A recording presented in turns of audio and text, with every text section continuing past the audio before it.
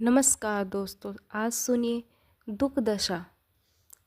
सौभाग्यवती स्त्री के लिए उसके पति संसार की सबसे प्यारी वस्तु होती है। वह उसी के लिए जीती और मरती है। उसका हंसना बोलना उसी के प्रसन्न करने के लिए, उसका बनाव श्रृंगार उसी को लुभाने के लिए होता है।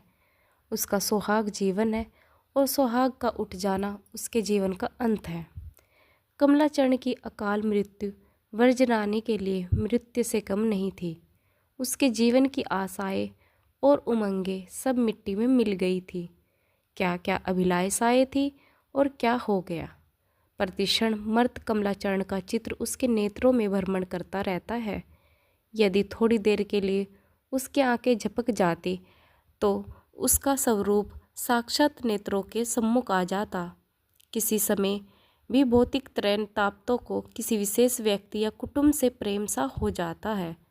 कमला का शोक शांत भी न हुआ था। बाबू श्यामचरण की बारी आई।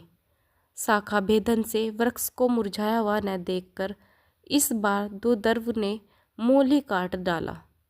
रामदीन पांडे बड़ा दम्भी मनुष्य था। जब तक डिप्टी साहब मझगांव में थे दबका बैठा रहा, परंतु ज्यों ही वे नगर को लौटे उसी दिन से उसने उल्पात करना आरंभ किया। सारा गांव का सारा गांव उसका शत्रु था। जिस दृष्टि से मझगांव वालों ने होली के दिन उसे देखा, वह दृष्टि उसके हृदय में कांटे की भांति खटक रही थी। जिस मंडल में मझगांव स्थित था उसके थानेदार साहब एक बड़े घाघ और कुशल रिश्वती थे। सहस्त्रों की रकम 50 पाए पर डकार तक न ले। अभियोगी बनाने और प्रमाण गढ़ने में ऐसे अभ्यस्त थे कि बाट चलते मनुष्य को फांसी वह फिर किसी के छुड़ाए न छूटे। अधिकार वर्ग उसके हथकंडों से विज्ञप्त था, पर उनकी चतुराई और कार्यदक्षता के आगे किसी का कुछ बस नहीं चलता था। रामदीन थानेदार साहब से मिला और अपने अद्रोह की असोधी मांगी। उसके एक सप्ताह पश्चात मझगांव में डाका पड़ गया। एक महाजन नगर आ रहा था, रात को नंबरदार के यहाँ ठहरा। डाकुओं ने उसे लौटकर घर न जाने दिया। प्रातःकाल थानेदार साहब तहकीकात करने गए और एक ही रस्सी में सारे गांव को बांधकर ले गए। देवात मुकदमा बाबू श्यामचरण की इजलास में पेश हुआ। उन्हें पहले से सारा कच्चा चिट्ठा विदित था और ये थानेदार साहब बहुत दिनों से उनकी आंखों पर चढ़े हुए थे।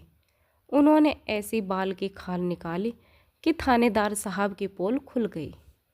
6 माह तक अभियोग चला और धूम से चला। सरकारी वकीलों ने बड़े बड़े उपाय किए, परंतु घर के भेदी से क्या छिप सकता था।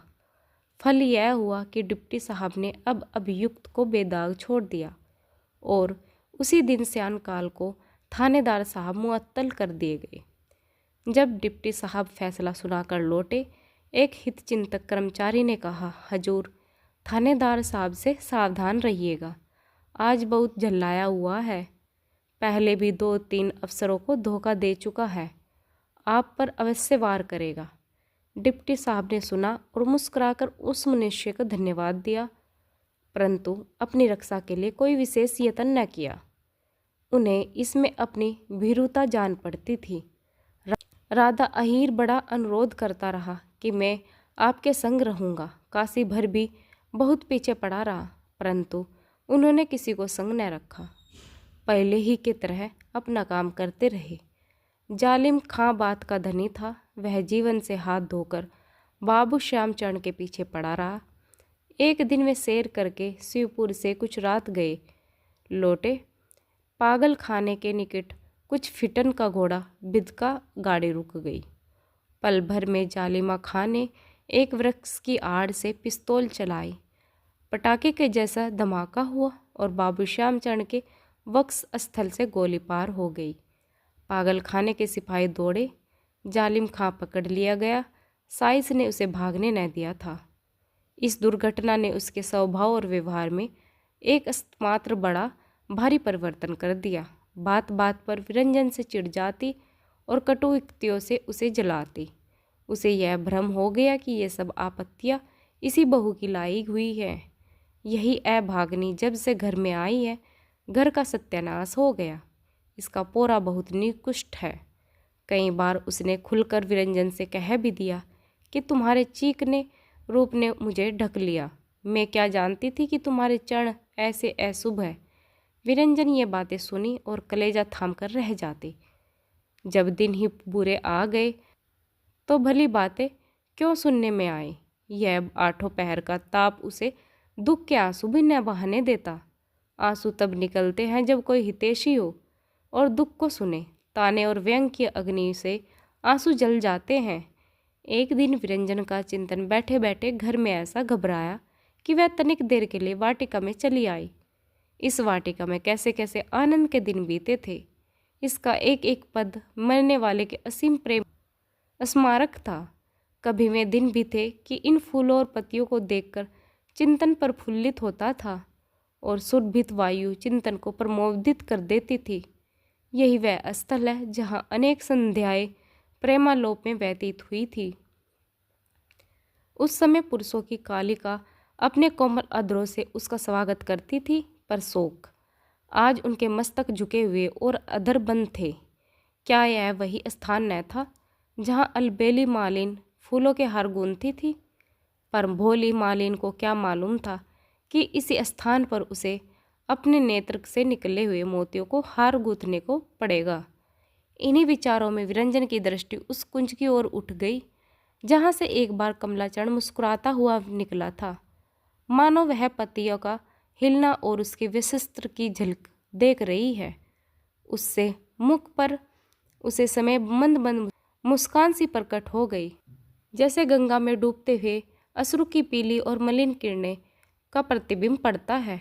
अचानक प्रेमवती ने आकर कर्णकटु शब्दों में कहा, अब आपका सैर करने का शौक हुआ। विरंजन खड़ी हो गई और रोती हुई बोली, माता, जिसे नारायण ने कुचला उसे आप क्यों कुचलती हो? निदान प्रेमवती का चिंतन वहाँ से ऐसा उचाट हुआ कि एक माह के भीतर सब सामान औने पौने बेचकर मझगांव चली गई। व्रजरानी को संग न लिया। उसका मुख देखने से उसे घृणा हो गई थी। विरंजन विस्तृत भवन में अकेली रह गई थी। माधवी के अतिरिक्त अब उसका कोई हितैषी नहीं रहा। स्वामा को अपनी मुंह बोली बेटी की विपत्तियों का ऐसा हिस्सेसक हुआ जितना अपनी बेटी का होता है। कई दिन तक रोती रही और कई दिन बराबर उसे सजाने के लिए आती रही। अब जब विरंजन अकेली रह गई तो स्वामा ने चाहा यह मेरे यहाँ उठ आए और सुख से रहे। स्वयं कई बार बुलाने गई, पर विरंजन किसी प्रकार जाने को राजी न हुई। वह सोचती थी कि ससुर को संसार से सितारे भी 3 माह नहीं हुए, इतनी जल्दी यह घर सूना हो जाएगा तो लोग क्या कहेंगे कि उनके मरते ही सास बहू लड़ पड़ी। यहाँ तक कि इसके इस हट से स्वामा का मन मोटा हो गया। मझगांव में प्रेमवती ने एक अंधेर मचा रखी थी। असामियों को कटु वचन कहती और कारिंदा के सिर पर जूती पटक देती। पटवारी को कोसा, राधा अहिर की गाय बलात् छीन ली। यहाँ के गांव वाले घबरा गए। उन्होंने बाबू राधाचरण से शिकायत की। राधाचरण ने यह समाचार सुना तो विश्वास हो गया कि अवश्य इन दुर्घटनाओं ने अम्मा की बुद्धि भ्रष्ट कर दी है। इस समय किसी प्रकार इनका मन बहलाना चाहिए। सेवती को लिखा कि तुम माताजी के पास चली जाओ और उनके संग कुछ दिन रहो। सेवती की गोद में उन दिनों एक चांद सा बालक खेल रहा था। प्राणनाथ 2 माह की छुट्टी लेकर दरभंगा से आए थे। राजा साहब के प्राइवेट सेक्रेटरी हो गए थे। ऐसे अवसर पर सेवती कैसे आ सकती थी? तैयारियां करते करते महीना गुजर गए। कभी बच्चा बीमार पड़ गया, कभी सास रुष्ट हो गई, कभी साइत न बनी। निदान 6ठे महीने उसे अवकाश मिला और वह भी बड़े विपत्तियों से। परंतु प्रेमवती पर उसके आने का कुछ भी प्रभाव नहीं पड़ा। वह उसके गले मिलकर रोए भी नहीं, उसके बच्चे की ओर आंख उठाकर देखा भी नहीं। उसके हृदय में अब ममता और प्रेम नाम मात्र को भी न रह गया। जैसे ईख से रस निकाल लेने पर केवल सीटी रह जाती है, उसी प्रकार जिस मनुष्य के हृदय से प्रेम निकल गया वह अस्थि चर्म का एक ढेर रह जाता है। देवी देवता का नाम मुख पर आते ही उसके तेवर बदल जाते थे। मझगांव में जन्माष्टमी हुई। लोगों ने ठाकुर जी का व्रत रख चंदे से नाम कराने की तैयारी करने लगे। परंतु प्रेमवती ने ठीक जन्म के अवसर पर अपने घर की मूर्ति खेत से फिकवा दी। एकादशी व्रत टूटा, देवताओं की पूजा छूटी। वह प्रेमवती और अब प्रेमवती न रही। सेवती ने जो जो करके यहाँ 2 महीने काटे, उसके चिंतन बहुत घबराता। कोई सखी सहेली भी नहीं थी जिसके संग बैठकर दिन काटती। विरंजन ने तुलसा को अपनी सखी बना लिया था, परंतु सेवती का स्वभाव सरल न था। ऐसी स्त्रियों से मेल जोल करने में वह अपनी मान हानि समझती थी। तुलसा बेचारी कई बार आई, परंतु जब देखा कि यह मन खोलकर नहीं मिलती तो आना जाना छोड़ दिया। 3 माह बीत चुके थे। एक दिन सेवती दिन चढ़े तक सोती रही। प्राणनाथ ने रात को बहुत रुलाया था। जब नींद उछटी तो क्या देखती है कि प्रेमवती उसके बच्चे को गोद में लिए चूम रही है। कभी आंख से लगाती है, कभी छाती से चिपटाती है, और सामने अंगीठी पर हलवा पक रहा है। बच्चा उसकी ओर उंगली से संकेत करके उछलता है कि कटोरे में जा बैठ और गरम गरम हलवा चखो। आज उसका मुखमंडल कमल की भांति खिला हुआ है। शायद उसकी तीव्र दृष्टि ने यह जान लिया कि प्रेमवती के सूक्ष्म हृदय में प्रेम ने आज फिर से निवास किया है। सेवती को विश्वास न हुआ। वह चारपाई पर पुलकित लोचनों से ताक रही थी, मानो सौपन देख रही थी। इतने में प्रेमवती प्यार से बोली, उठो बेटी उठो, दिन बहुत चढ़ आया है। सेवती के रोंगटे खड़े हो गए और आंखें भर आई। आज बहुत दिनों के पश्चात माता के मुख से प्रेम में वचन सुने। झट उठ बैठी और माता के गले लिपटकर रोने लगी। प्रेमवती की आंखें आंसू की झड़ी लग गई। सूखा वृक्ष हरा हुआ।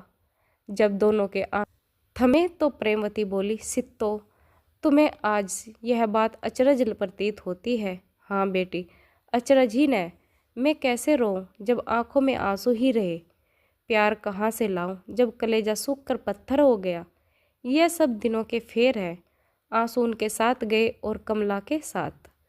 आज न जाए ये 2 बूंद कहाँ से निकल आई बेटी। मेरे सब अपराध क्षमा करना। यह कहते कहते उसकी आंखें झपकने लगी। सेवती घबरा गई। माता हो बिस्तर पर लेटा दिया और पंखा झेलने लगी। उस दिन से प्रेमवती की यह दशा हो गई कि जब देखो रो रही है। बच्चों को एक क्षण के लिए पास से दूर नहीं जाने देती। महरियों से बोलती तो मुख से फूल जड़ते थे।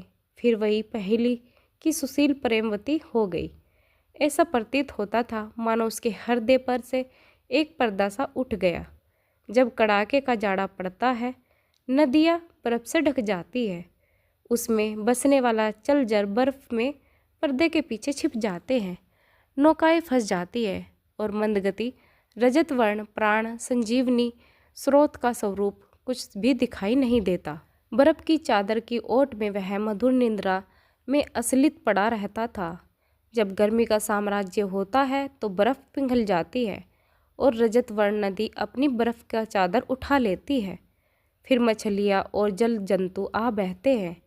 नौकाओं के पाल लहराने लगते हैं और तट पर मनुष्य और पक्षियों का जमघट हो जाता है। परंतु प्रेमवती की यह दशा बहुत दिनों तक स्थिर न रही। यह चेतना मानव मृत्यु का संदेश थी। इस चिंता दिग्नता में उसे अब तक जीवन कारावास में रखा था। अन्था प्रेमवती जैसी कोमल हृदय स्त्री विपत्तियों के ऐसे झोंके कदापि न सह सकती थी। सेवती ने चारों ओर तार दिलवाए कि आकर माताजी को देख जाओ, पर कहीं से भी कोई नहीं आया। प्राणनाथ को छुट्टी न मिली। विरंजन बीमार थी। रहे राधाचरण, वह नैनीताल वायु परिवर्तन करने गए थे। प्रेमवती को पुत्र ही को देखने की लालसा थी, पर जब उनका पत्र आ गया कि इस समय नहीं आ सकता तो उसने एक लंबी सांस लेकर आंखें मूंद ली। ऐसी सोई कि फिर कभी उठ न सकी। प्यारे साथियों, आप लोगों को हमारी कहानी अच्छी लगी तो लाइक शेयर कमेंट जरूर करें, और चैनल पर नए हैं तो चैनल को सब्सक्राइब करना न भूलें। साथ में बेल आइकन जरूर दबाएं, जिससे कि आप लोगों को आने वाली वीडियो का नोटिफिकेशन जल्द से जल्द मिल सके। कहानी सुनने के लिए आप लोगों को बहुत बहुत धन्यवाद।